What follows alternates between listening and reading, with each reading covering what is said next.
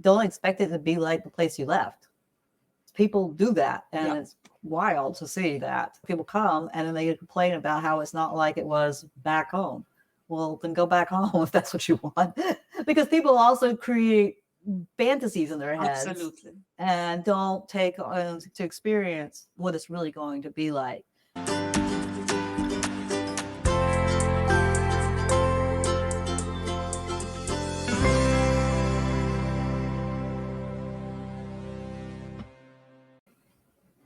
Hello, it's me, Emily Bron, and today, as promised, I have pleasure speaking with Jennifer Phillips April. Hello. Hello, Jennifer. It's B2B copywriter, ghostwriter, content strategist, which connect, help, sell, thrive, build your brand. She's top 5% in SEO according to LinkedIn, and she enjoying writing for B2B tech, hospitality tech, AI, and hospitality marketing. Again, happy to see you, Jennifer. Thank you for having me, Emily. Thank you. Thank you. And I can tell a little bit that we know with Jen a little bit each other for more than a year already, mostly online. Even apparently we have a place in the same city, Playa del Carmen in Mexico, which is very dear to my heart. But I'm very curious to hear Jennifer's story, because Jennifer spent in Playa, as locals say, in Playa and Mexico, actually more time than me, being kind of rooted in Riviera Maya and this particular city that I really like. So please start a little bit with your personal story in short. Sure. And together, like why you relocated to Mexico. Of course. So my boyfriend and I were living in Pennsylvania, outside of Philadelphia suburbs, and his youngest child was graduating from high school, and she says, I have an athletic scholarship 3 states away, so see you later. It's year round, you won't be seeing me much of me. Well, we had been talking about moving someplace warmer after she finished high school, and so I said, seems like this is the time. Where are we going? And he's like, well, I don't know. And I mean, we've both been living in that area for 15 years. So, lots of furniture, shall we say, and, personal things, right? So after a few days of talking about it and watching some YouTube videos, looking at maps, I said, how about Playa del Carmen?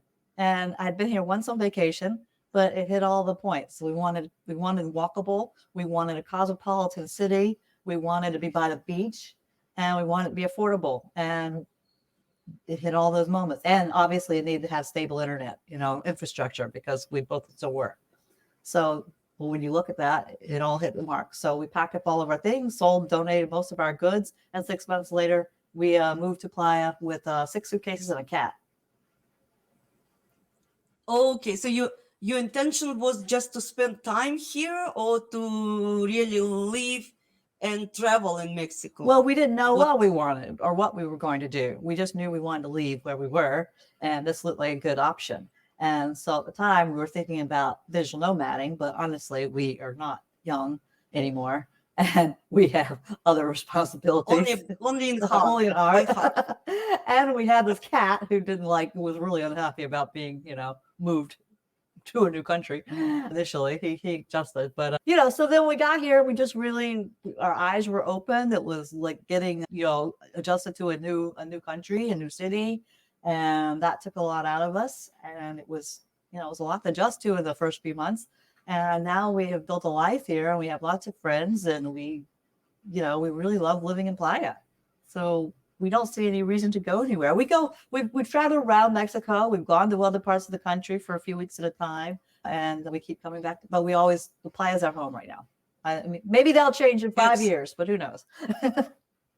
No, but it's excellent, and it's how it's usually happened. Like, people start from exploration stage, and they love this place. It's a lot of stories from Playa.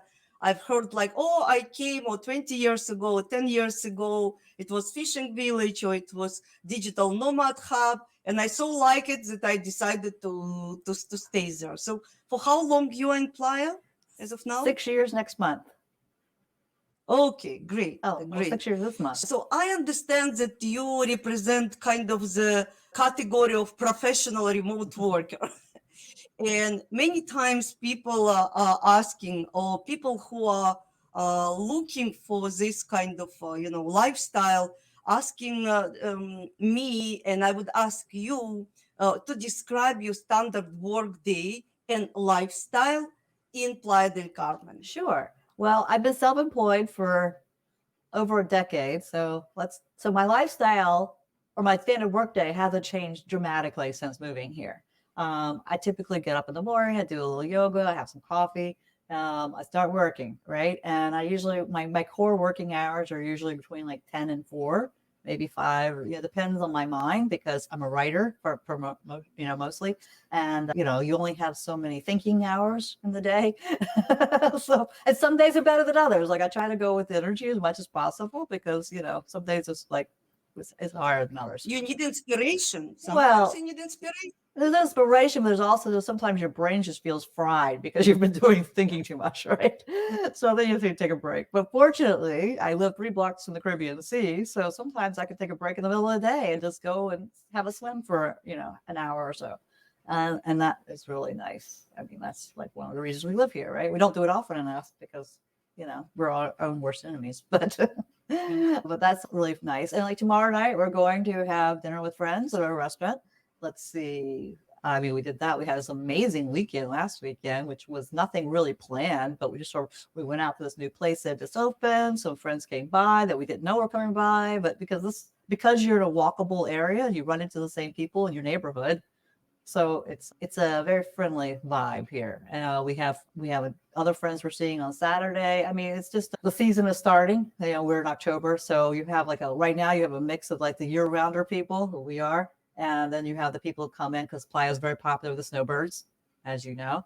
And so the Canadians and the northern U.S. people will all be arriving here in the next mostly 2 months for the season, as they call it, and we'll be going into high season by December.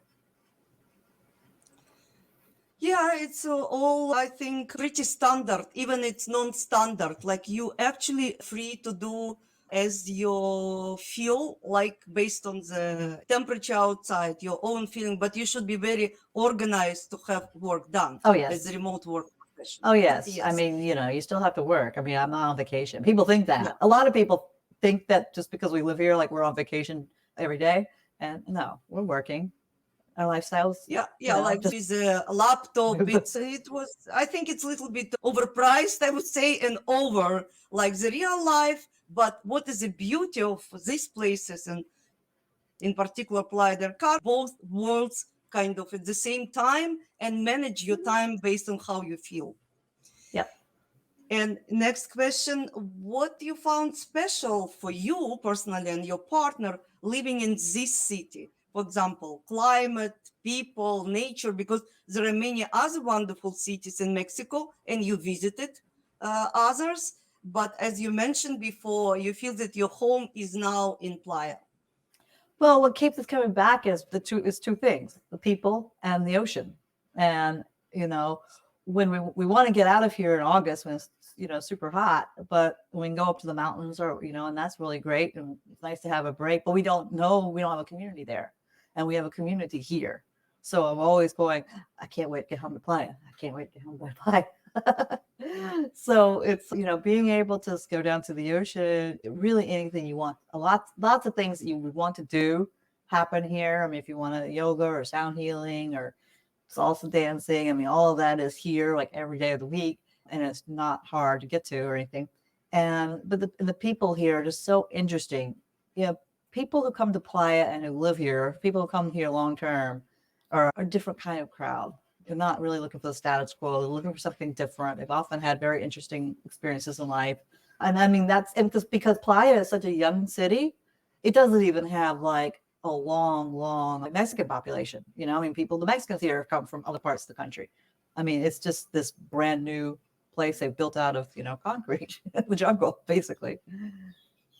So when you speak about community, you mean expat community, or you also interacting with Mexicans, with local? I just don't know about your kind of Spanish proficiency, but please explain this dynamic. Well, the Mexicans that we know and are close with have better English skills because our Spanish skills are not so good.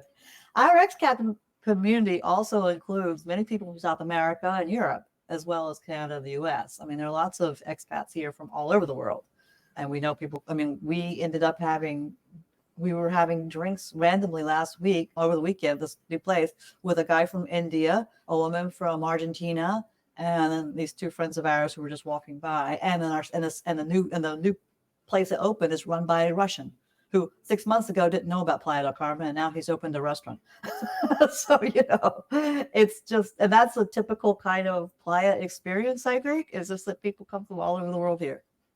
I think you kind of just targeted the main point, a differentiator between Playa, I would say, in different places, expat like hubs in Mexico, which also have international crowd. Mhm. But Playa is really attract for the long living time professionals from different countries, from different cultures, and they are more entrepreneurial style, I would say, type, rather than just kind of, beach goer like investors, which are like, they might be in the same time investors, but in my perception, when I'm traveling over the Mexico, I always coming at the end to Playa, and I feel different vibe. Really, more young people, always something happening, like events here and there. And I mean, not only local activities like, Zumba, yoga, dance. Riviera Maya is full of this kind of retreats, but even international type of events started to come, and not only to Cancun, which is kind of biggest city in the area, but in a Playa. But it's specific events like digital nomad forums, like crypto related event, like really this specific niche, even in digital nomad world, that make this city outstanding, I would say, and very interesting for many. Mm-hmm. And yes, if you can kind of delve deeper on your personal experience, interaction with people representing different spot groups and different, I mean, we mentioned already like remote workers, expats, but there's also retirees. There is a very active professional retirees, like running some consulting businesses or other types. And there are some who just enjoying the life. And I believe with your communication skills, you surrounded by many people of these different groups. Please share with us. Yes. When we first moved here, we went to a lot of digital nomad meetups because it was easy for us to do that. They were always well publicized. We met this guy who runs an outfit called Expats, which is, he's from Mexico City, and he runs sometimes a weekly meetup, but it's, expats for Mexicans and people from international people. And so they do different events, usually on, quiz night or, dancing or something. It could be, all kinds of different things, or art galleries, brothers and artists. And so but also a lot of digital nomads are much younger than us because, we're past 50. So we didn't, so, we fell out of going to this, especially since COVID, and those things have started up again, but we really found a whole new, and I find that the more you stay here, the longer you stay here, you kind of go deeper and deeper and deeper, like your relationships with people, you meet new people. This is a very transient town. People are always coming and going. Even if they have a house here, they might not be here but 3 or 4 months a year because they're always somewhere else. There's a lot of those kinds of people as well. And so we know a fair mix of retirees. We know a handful of digital nomads that I would classify as that, part of our social circle, but mostly now it's mostly professional people who are either working here remotely or retired people that we're seeing the most of, or they're entrepreneurials. They've run a restaurant. They've opened up some kind of a business either here or they do remote work. And what I like about Playa, and actually about Mexico in general, it's actually pretty easy to start conversation and to make kind of new friendship, or like I'm this type that I like this. I know that some people feel maybe disturbed, like North Americans. For me, it's kind of I'm swimming in my water. Obviously, depends on the situation. And I met a lot of wonderful, interesting people, as you mentioned, in Playa, just in couple of days. I remember actually why I decided to kind of to stay more in Playa, because when I arrived first time, and my Mexican partner told me that like I started conversation and I'm not speaking Spanish like you, only with English speaking people, like on the street or in the office. He represented me. He told me, okay, in 5 days you know more people that I'm here living for 2 years. Because but people are reflecting. I mean, Mexican people and local people, I feel people became relaxed. Even people from different cultures, they kind of became different in this vibe. Obviously, different personalities, but people kind of opening more, and it's attractive for me. Yeah. Oh yes, it's easy to meet people here. I mean, if you can't, and I mean, my partner Rick is the kind of guy who talks to everybody. You know, if you'll listen, he'll talk to you. You stand in line at the grocery store. He just talks to everybody. So it's like we meet a lot of people, and most people are super friendly because this is vacation land. So when they come here, they're happy, they're relaxed. They're like, people aren't in a hurry to get to their next meeting. That's we're not a big city, so this is people relaxed and happy. And yes, they're much more likely to chat with you. But city is growing, by the way, and I it's know. building like in every directions, and a lot of Mexicans from different states coming to Playa, and they have their kind of communities. I mean, living communities, and a lot of investors, I still believe, coming to Riviera Maya, and Playa is the center. And with a train which should be launched like speed train, the first in Latin America. Is it already coming? It's close. I have no idea what the status is of the train. I hear things different, all kinds of things about it here and there. But when it opens, it opens. I don't know but how I mean, close they there are. will be even more people coming because it Oh will yeah. be direct connection. Even now, it's no problem to arrive from airport, and a good bus transportation. But I'm a little bit afraid it will be too crowded with the second airport and this train coming through the peninsula, Yucatan Peninsula. Well, there's already a lot of traffic. I mean, and this is one of the beauties of living where we live in the middle of town, because we don't own a car and we hardly ever even need to get in a car. But once in a while, when I am in a car and I'm on the highway, and I'm like, oh my gosh, there's so much traffic. But that's true everywhere. I mean, the world over is full of traffic jams these days. There are a lot of people in the world. Yes. And I think in Playa, we've added at least 100,000 in the 6 years we've been here. I think in the high season it's even more. And added. I mean, no, we're at like 350 now, like 350,000. Yeah, it's a kind of good middle-sized city of United States of Canada by size. Right. And again, we already touched this topic: relationship with local people, adaptation to the new culture, like Spanish proficiency. How you feel in Playa after 6 years living, taking in account like Spanish and actually cultural differences. Yes. Do you feel something? Well, Did you have issues at the beginning? There is my question. Yes, it was confusing. I mean, and let me tell you, the first place we lived here was on the third floor of this apartment building near the mega grocery store, which is a big grocery store in the middle of town.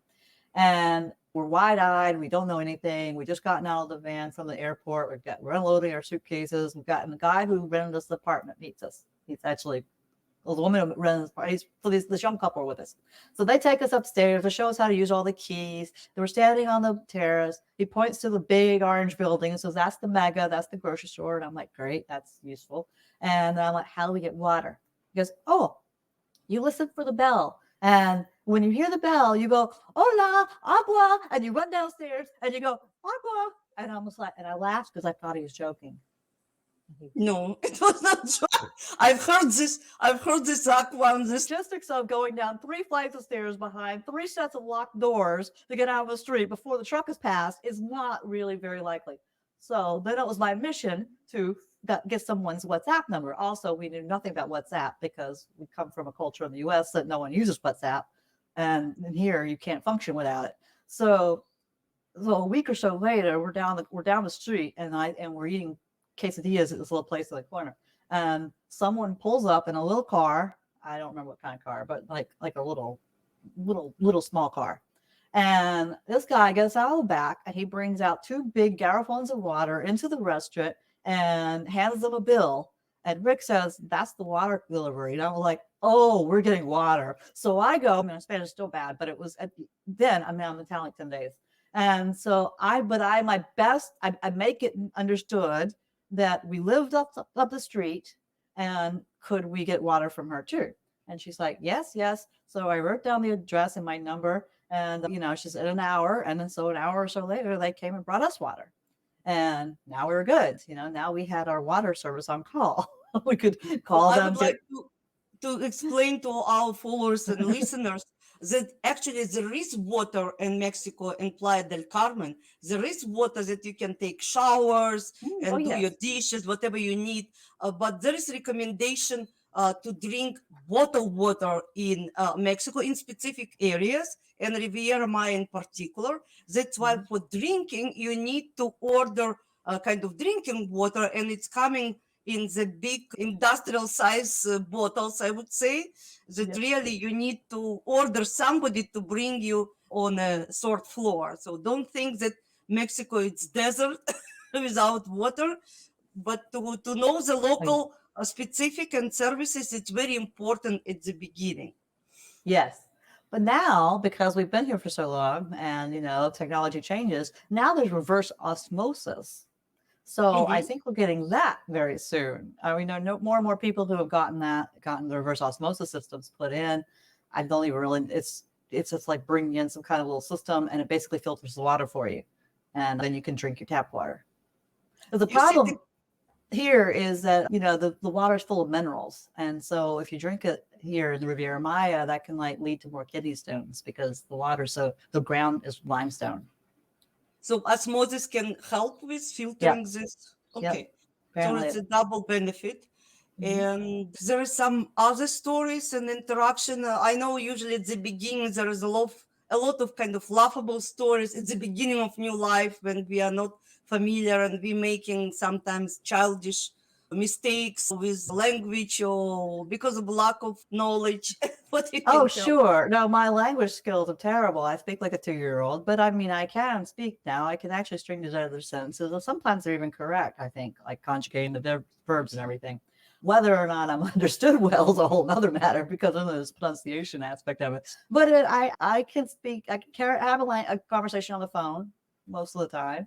So yeah, it's coming along, poco y poco, as they say, and if we were just in Guadalajara last month, and if I were to go to Guadalajara for several weeks, maybe we will next summer, I am certain my language proficiency would skyrocket because I know a lot of words. Like I do my Duolingo every day. I've taken Spanish lessons. I know a lot of vocabulary. I can read all the signs on the street. I can read advertisements. I'm reasonably proficient with reading things like a cereal box. So it's but then taking that and actually using the language skills is a whole nother matter, right? And here in Playa, so many people speak English that it's really hard to practice your Spanish in the part of town where we are. I mean, I could also go out of town, different part of town and improve my Spanish. You're telling me and our listeners that there's enough in downtown of Playa del Carmen for service providers, like communication with service providers, because we need a lot of services, at least set up at the beginning. They all speaking decent English, so you can communicate without issues? Not all, but for example, like we just got a new internet service. There's a guy that will go with you to the internet provider that we know through, the standard networking, we met this guy. He actually went to high school. He's Mexican, but he went to high school in the US for a few years for some reason. And he'll go with you for like $10 or $15. You can hire him for an hour. He'll go with you to the place. So we went with Rick to the the Telmex office to make sure that we were getting everything we needed with the service, for the internet service. So actually, it's translation, like professional translation. Sometimes you need that, yes. But Yes. doctors, no, we haven't had any issue with that. Almost all the doctors speak really amazing English. All the It's my doctors. next question. It's my next question. All right, we'll pause on that. Okay, but all what you described, it's like understandable hardship, I would say, even not issues. So even when people are relocating from state to state, place to place in one country, there are some locals specific you cannot know before you coming, and you learn it at least for 6 months, year, and after then you kind of swimming in this water. Correct? Like you feel yes. After talking to a number of people over the years and reading a whole bunch of digital nomad forums, I feel like it takes roughly 6 months to 2 years before you feel really comfortable in a new place. Like that, gets your lay of the land. You've built up some relationships. You have some people you can call on. Yeah, but differs for everyone, of course. But 6 months, 2 years seems about right. And it's interesting because it's pretty small city comparing with Guadalajara, as you mentioned. Did you find that people less speaking English in Guadalajara? I understand you were the tourist. It's kind of different perspective, but what you would say comparing these two different type of cities? Well, Guadalajara is much more of a city. I mean, it's, very, very well organized. And the wait staff, yes, speak English. When we stayed at a hotel, we're like the front desk people didn't speak English. The bellman spoke perfect English. I mean, he got in the elevator taking our things upstairs, and he starts giving us a history of the hotel. So I think it's just kind of hit and miss there, but it's definitely probably an opportunity to practice more Spanish, just because it's not. I mean, they have a large, English speaking population there, but we didn't run into any of them in the week we were there. We just didn't run into Canadians and Americans or Europeans on the street. It was all Mexican. Because you need to know places, and actually, I mean, where expats are living, and your itinerary was different. You wanted to learn more about history, city, and yes, Guadalajara is a big city, which I visited a couple of times, but I feel that I need to spend more time to understand this city better. And again, like vibe and environment of small city like Playa del Carmen versus million city like Guadalajara, it's a different. It's different. And now I'm interested really about your personal experience with Mexican medical system. And I can tell for our followers that there's in Mexico public system and private system. And the question about safety, which is the first one which usually people asking when they hear about Mexico or they considering relocation, or when I'm speaking about Mexico, the first what they asking me, how safe did I feel? But I want to hear your impressions and your stories. And yes, again, about local services and mentality, you already touched this base, but medical system and safety, it's very important for everyone who relocates. Yes, of course. Safety-wise, I feel very safe here. We don't have random shootings like we're known for having in the U.S., so that's a big thing. I mean, I'm actually have anxiety when I go into public places in the U.S. now, like, supermarkets and whatever, because there's just so much chaos and it just unnerves me. So I don't have that feeling here. But it was shooting. I remember it was one shooting in Playa over the last 3 years in Tulum area as well. And it was all in newspapers for months. I know. How you feel during this time? It reminds you US? Well, no, because it's always drug on drug. It's not like in the U.S., it's just like someone coming into a school and shooting up innocent people or bank or whatever, right? And here it's not that. You don't get that. You have it's targeted. It's a targeted shooting, and I mean, not saying that's okay or whatever, but I mean, there are gradations of violence in the world, and we just can't control that. And so some of it makes you feel a little more confident than others. So I guess that's what I'm saying, is that being here, I'm not likely to be a target of that. I'm not involved in the drug trade, so therefore. What about nightlife? And I don't mean, heavy night going out, but like restaurants, how you feel walking in a city and Fine. you walking, Fine. probably sometimes sleep. Yeah. Well, I mean, these days, lately, it seems like we're home early, but yeah, I feel fine. And if I'm out by myself, I mean, which is rare anymore because don't seem to go anywhere these days lately on my own. But if I am, if someone can't walk with me or can't take a taxi, there's usually always a taxi, then I know where I am. I know my surroundings. And I'll text Rick and let him know, okay, I'm leaving now. So he can gauge when to expect me, or he might come out and meet me on the street or whatever. I was just like, the same you would take care of yourself anywhere. You've got to be aware of your surroundings. You just got to you don't know that. But that doesn't matter where you are.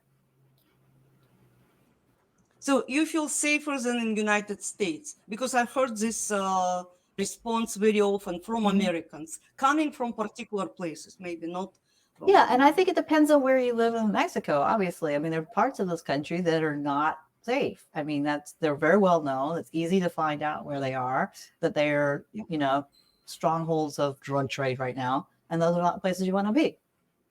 But that's not where we're talking about. We're talking about an up and coming tourist location that is filled with people and of all different backgrounds and is quite vibrant. So yeah.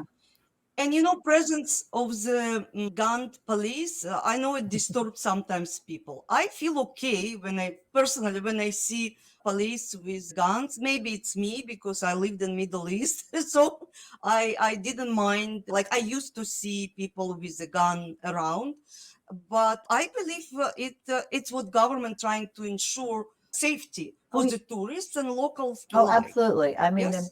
periodically there's a whole infiltration of like the Marines, and so it'll be the Marines and the police all together, and they look intimidating. I mean, so when they really put on their gear, because they'll be in Kevlar and they have those machine guns, and sometimes they cover their faces with like bandanas or something. I mean, it's kind of like what. But I mean, because they're in the sun, they're trying to protect their skin from because they got hoods and stuff. I mean, like they must be 9,000 degrees in there. I don't know how they survive in those uniforms. But yes, it's a little off-putting when you first see it because you're not used to it. But like everything else, you get accustomed to it over time. And now I don't think twice. I'm like, oh, so there's 20 Marines walking because they will show up in mass pretty soon, probably because the season is coming. So they want to make sure that the streets are clean and that's safe for people. Because if they come and sort of just show their might, then like send some bad people away. Have you heard about illegal refugees coming like in this area? Usually it's not the route for the illegal refugees. They're going like north to Texas. But I've seen last time when I've seen some kind of tent camps. I don't know. You mean like the Guatemalans and El Salvadorians headed to the US? Probably, I didn't ask, but I've seen, obviously there were kind of tents for refugees, and actually these people around probably were trying just to organize them, as far as I understood, like to be in the tents and not to be on the city. But telling the truth, we have some tents now, not some, growing amount of tents in Toronto on the street. And it might be our local. I understand there's a group of people living in tents not too far away, but I don't actually know who they are or where they came from. So, and I don't know. I live in a total bubble. I mean, I will admit it. I heard, I work from home. I'm online all day with people like you. I don't, I go out, I go about my business, and I don't. Well, I think they don't know. No, but what is important, you feel safe. We started from safety, and now it's kind of segue to Mexican medical system. I hope you've had experience. Well, the Mexican medical system saved my partner's life 2 years ago. His heart was stopping, and we didn't. I mean, I just noticed over several months that he was acting tired, and he's taking more naps, and he having a hard time coming up the stairs. And I was like, you're not yourself, and what's going on? And finally I got into the doctor. He was, oh yeah, I'll do that. Like, finally went to the doctor, and he had and the woman wanted to send him to a neurosurgeon. She thought it was maybe something mental. And fortunately, actually, there's a woman who is a nurse who is Mexican and Canadian. She split her time, and he had been in contact. His blood work came back, and she looked at it. She said, no, you need to go see the cardiologist. Give me 5 minutes. And so she messaged the cardiologist and got him an appointment for the same day.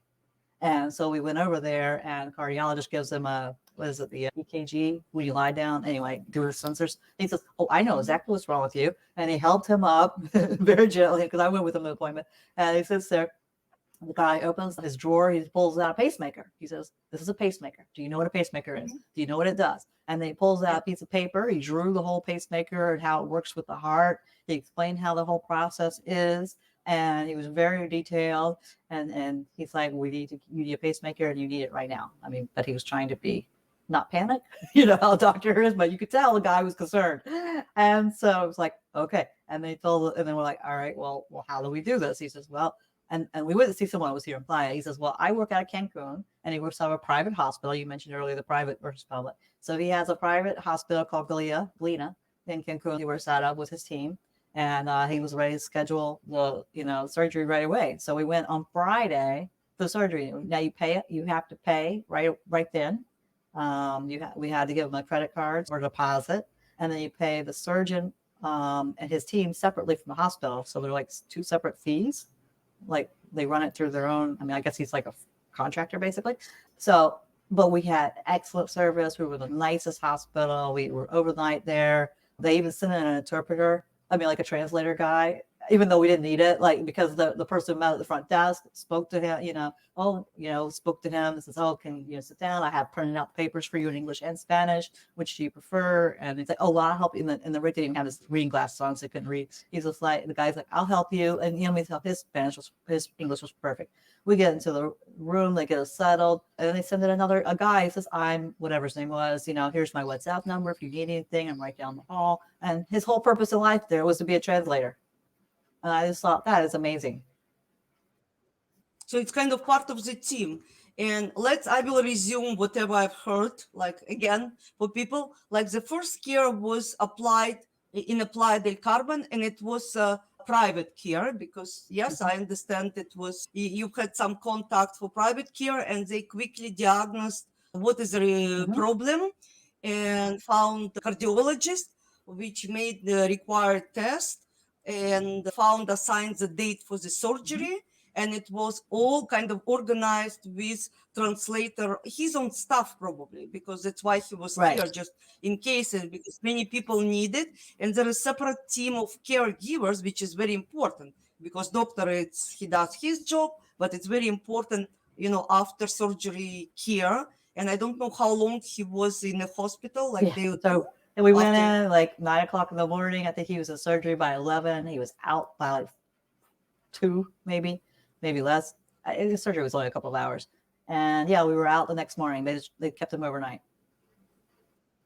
But after surgery, kind of some maintenance, I don't know, checkup, like you were going back to doctors in Playa? So he went back to that doctor like a week later for the checkup. He goes back for, I think in Christmas he was there, which would have been so yeah, every 6 months or so he goes back to that doctor. And then we have a general practitioner here.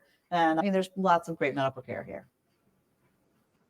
But he didn't have any heart condition before, like prior to it. So as far as I understand, you didn't have insurance, medical insurance plan up front. It was all kind of out of your pocket. And first of all, I'm interested why you didn't think about health insurance, because there are different opinions in this regard. And what was the price, if it's not secret, for the medical procedures? Because it's a big medical procedure. It's a pretty simple operation. And it's pretty magic that this little device like keeps your heart going, honestly. But yes, he had no heart problems. And it was just like slowing down. And so he was at 4 beats a minute, which is when he went to the emergency room, and a healthy person is like 60 beats a minute. So yeah, so pricing wise, it was roughly $9,000 cash US. And that included the overnight in the hospital, that included the surgeon and the team, and included, the device itself. I mean, it was everything. And a friend of mine in the US her husband had one too, and he had insurance, and his copay in the US, or his deductible, I guess it was his copay, was $16,000. For similar type of the same surgery.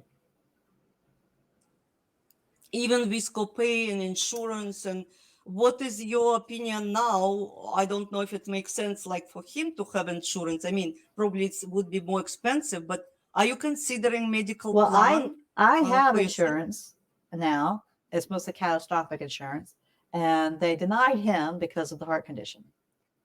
Yeah. So we're still trying to figure out where he could, where he can get insurance. And I know there are different insurance company, but obviously, like there is different acceptance criteria when person had such condition. But from other side, it's kind of a happy end story because it was all quickly dealt with in professional way. And as far as I know, I'm not speaking about Canada. Even in United States, there are now waiting lists for some surgeries, for some procedures later. So it was, and how you feel comfortable with, medical treatments, and if you had maybe some others. Oh, yes. I mean, he's had at least one root canal here. Fortunately, I haven't needed anything major since we've been here. I had a bunch of work done before we left the States. But yeah, we go to the dentist regularly here. It's state of the art. It's just clean. And a lot of doctors are educated in the US and Canada, and then they come back. And I mean, it's everything you want it to be. And even here, I found they kind of more caring, like authentically caring about your well-being. They're not like, robot machine, like quick. Yeah, you're not stuck to this. you're not on the 7-minute Yeah. insurance plan. They will actually talk to you and they'll be with you for an hour and like ask you questions. Yes, and if you happen to have old blood work, and because there are no HIPAA laws here, they'll, if you go to have a blood work done in a lab, they'll send it to you on your phone. So now you've got it on your WhatsApp, your blood work that you can then show to a doctor you might go to in 6 months. Oh, hey, I have some blood work here. Do you want to look at it? Yes, I'll see it. And then, like, if I went to this guy here, he's and he goes through everything. You feel like you're getting a chemistry lesson. I'm like, I didn't know I was signing up for, a graduate level science class here. I mean, because he's going through everything. He's like, oh, I look at this. He's like, and why does this matter? And then he launches into another thing, but he's going through all the blood work. I mean, you would never get that in the US. No doctor's going through that with you. I hear you. Even in Canada, when we have kind of government medical system, but to get my own test results, it's kind of like I'm asking for some military secrets or whatever. No, I can see it, but it's not working this way. So it's interesting. Okay, let's speak about if you have maybe recommendation for some local restaurants, shops, or what I'm looking for services which are working for expats or maybe with expats. And what do I mean? I know that many expats open their own services, like restaurants, yes, mostly open by people coming from different countries. But if there are some, expats oriented businesses now, there are travel businesses, because I know there is big newspaper like Playa del Carmen, and there are some other media sources. What's going on lately in this regard in Playa? I don't know. And if you can name places you like, I can certainly name some restaurants. Like one of our favorites is India Jones, which opened last winter. They were on their way to the US, and during the pandemic, they couldn't go to the US straight from India. So they came here, fell in love. And now they brought over 3 chefs from India and 2 tandoori ovens, which I think are like 400 kilos a piece. So they're amazing restaurateurs, and their food's incredible. And so they just opened. When we first moved to Playa, we met a guy named Juan who opened the Italian Tiki Hut, and it's now gone through a name change. Now it's the Loft Tiki. But Juan comes out of corporate hospitality. He worked for I think Hard Rock, or I don't know. Anyway, for like big outfits, and he runs this fun little fusion, like Asian Mexican kind of fusion place. And yeah, I mean, there's so many good places to go. And you mentioned earlier, places open and close a lot, which is true. Like, what is another favorite?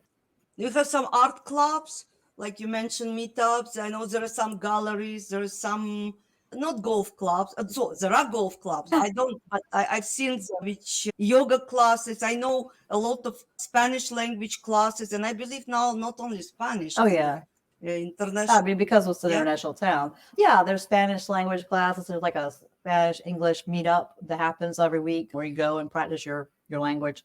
The idea is you be paired with someone else, and you practice for a few minutes, and then you change partners, and there's usually like a theme. Yeah, there's a trivia night every week. I mean, the season that can almost have 200 people. I mean, that's very, very popular. There's lots of salsa dancing going on, salsa bachata. But if you're into the Latin dance scene, that's every night of the week. I mean, a lot of the stuff is found out through WhatsApp chats. Like you have to figure out how to get into the right WhatsApp chat, which you can go onto the expat pages and ask for, like, does anyone know, And at one point, there was a master Google sheet of like 190 expat groups in Playa. And I don't know if that's still updated. I've actually never looked at it, but if that gives you You mean on WhatsApp only? Because on Facebook there are only. I'm multiplying. talking about, so someone created a Google sheet of 190 different WhatsApp groups, Playa related. So it's kind of community, but with different interest Right. groups inside. How it's in real life. Yes, it's and it's interesting because I see this trend happening across all of how we use the internet too. Is 15 years ago you had all these little splintered segments, and then it kind of went into a free for all, and now it's going back to these little segments. So yeah, it's really kind of fascinating to watch us go back to that. Newsletters are resurging in popularity.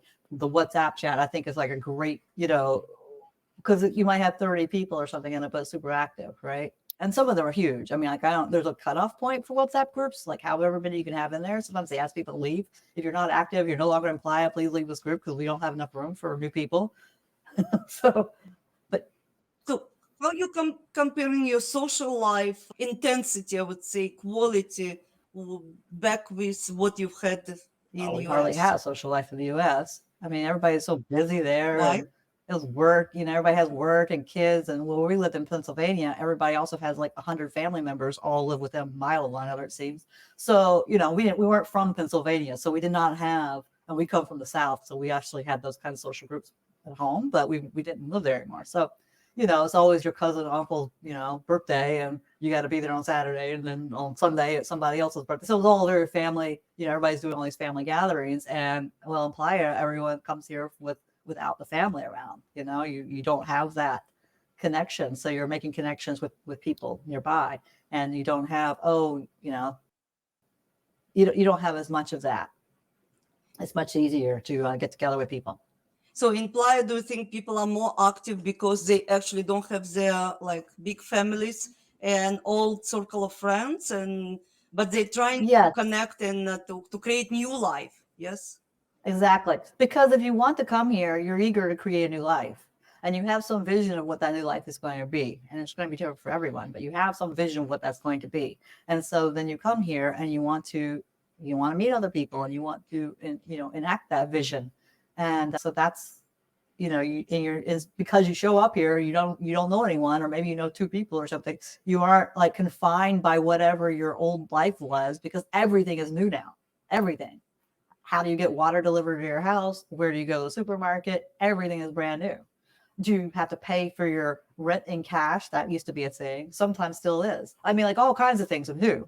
And so you're just like on hyperdrive trying to figure it all out. And you're eager, and you get plugged into the expat community because these are your guides. These are the people who will help you figure out the answer to that next thing. So you see like somebody's posting a lunch get together somewhere. You're like, which you see sometimes in groups, hey, I'm new to town. I'd like to let's get together and have lunch at, whatever restaurant. And then 10 or 15 people will show up. Those are the people who are eager to meet you or eager to like trade information. I mean, like that's how you meet people, is you have to show up and go to the things and ask questions and be, But every one of us has had someone who's given us some little tidbit of information. It's been super helpful.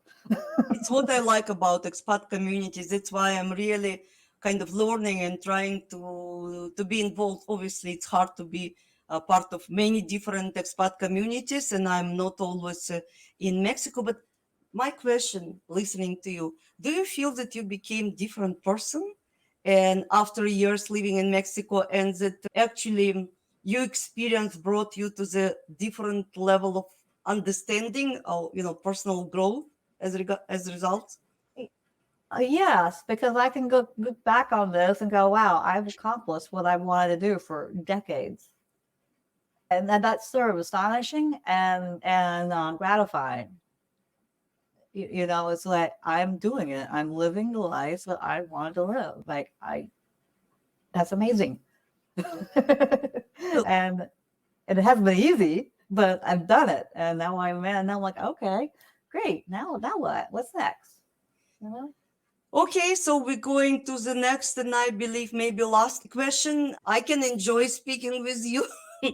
And with all this enriching experience, and I believe really active life in many regards, like professional life, personal life, social life, traveling, and actually opportunities to travel. Mexico is a huge country. You still can go back home, but you feel your home now in Playa del Carmen.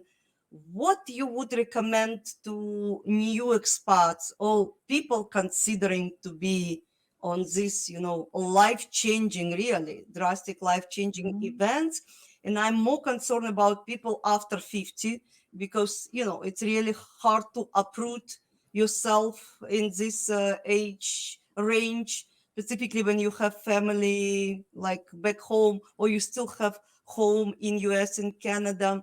So what you would recommend, just like honestly, good sides, maybe mentioning Mhm. something to be prepared for, some, I would say, downfalls, which is part of the journey. Yes, I'd say don't expect it to be like the place you left. Yeah, first of all. People do that, and Yeah, it's wild to see that. You know, people come and then they complain about how it's not like it was back home. Well, then go back home if that's what you want, because people also create fantasies in their heads absolutely. and don't take to experience what it's really going to be like. And I think the people who do best moving abroad or moving to a new place, it doesn't even have to be outside your country, are the people who are willing to take the new and accept things and just sort of go, okay, this is going to be different. You take the expectation, it's going to be different. And then you can decide if that difference is going to work for you or not. But if you kind of go into it with an open mind and a sense of adventure, I think that's the most important thing, is come with a sense of adventure, Yes, because it's going to be different than you think. No, I don't care how much time you spend here. Living here full time is a very different matter. So here or anywhere, but like, I mean, because when people come on vacation, we have a good friend who does this, they come on vacation a lot and they've been coming here for 20 years. But then when COVID hit, they stayed. And then that was like a whole different life. I mean, obviously it was COVID, it was, absolutely. lockdown, everybody had that. But as things came out of that, it was just like, and then when they come back, they're like, oh, you know people, like you go to things, I'm like, yeah, this is what it's like. Like, I mean, you knew us during these tiny little, few months, but it's really, no, this is a vibrant place. And, but it's nothing like where you left, It's what I wherever say. First you of all, don't confuse vacation with relocation. And exactly. secondly, it's not for everyone, and you need to be of certain adventure spirit. But with all this, you need to be prepared. And it's very hard because you don't know what you don't know. It's one of the reasons why actually I set up my business, and I am offering my consultation and soon to be small courses to prepare people, to give them Mhm. a glimpse of new life. And at the same time, some mental preparation should start even before you going to the new place, because it's what I found. People have unrealistic expectations, Mhm. and they disappointed after then, or they really heartbroken. And sometimes maybe because they selected place which is not going together with their personality, or they would be benefit Exactly. from other type of place. And Mexico is offering many different lifestyles for different budget, for different type of people. So there are many different components even in our personality and preparation, which Mhm. will define our success and actually enjoyment of life after relocation, because we all moving to Absolutely. enjoy our life. And in your case, it's really worked beautifully. And I feel your smile. I didn't know you before, but probably you were always optimistic person. But you say that it's your home, and it's very important. Yeah. Yes. I love it here. And I do See that? I encourage everyone who was thinking about moving abroad to make a list of what they want their lives to be like and seek that, the match for them in that way. Yeah, but sometimes people, specifically if they don't have a long experience traveling or Yes. living in other cultural place, because even moving from state to state in United States or Canada, it's different, but it's the same country, mostly the same language, the same type of economical relationship and system. Here you have kind of in one glass all new different things. But with all this, as far as I know, feel and can assure, Mexico is the most close to us. I mean, Americans and Canadians culturally. Mhm. I mean, in regards to shops we used to have, business culture slowly, because there are many Americans and Canadians are working now and kind of influence the business culture in Mexico as well. And a lot of Mexicans learn or working up north. So Mexico is North America. It's part of our continent. Mhm. And I think together we mingle pretty good. Oh, we do. Yes. And you don't realize until you get here how fluid the borders are. Yes. And I believe it was very exciting and interesting for me conversation. And thank you for sharing with us your story, your personal perspective. And I wish you the best. Enjoy your life, professional success, continue to explore Mexico and maybe other country. And okay, I would like to add, and it's important to know for everyone, if you're planning to live for a long time in any country, and specifically in Mexico, you need to have residency. You need to start with residency, so you feel really as local and you became part of society, which is Right. important.